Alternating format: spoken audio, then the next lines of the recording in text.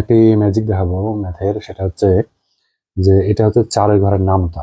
4 একে 4, 4 2 8, 3 4 12, 4 4 16, 4 5 20, 4 6 24, 4 7 28, 4 8 32, 4 9 36, 4 2 40।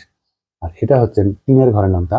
3 একে 3, 3 2 6, 3 3 9, 3 4 12, 3 5 15, 3 6 18, 3 7 21, 3 8 24, 3 9 27, 3 9 30। এখন এই 4 আর 3 যদি আমরা যোগ করি, যোগ করলে কত হবে? 7 হবে।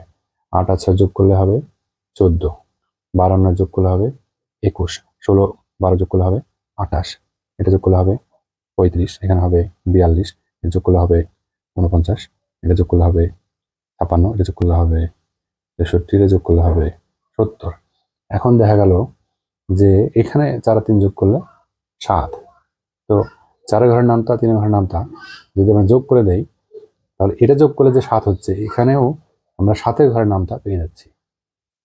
7 একে 7, 7 2 14, 3 7 21, 4 7 28, 5 7 35, 6 7 42, 7 7 49, 7 8 56, 7 9 63, 7 2 70।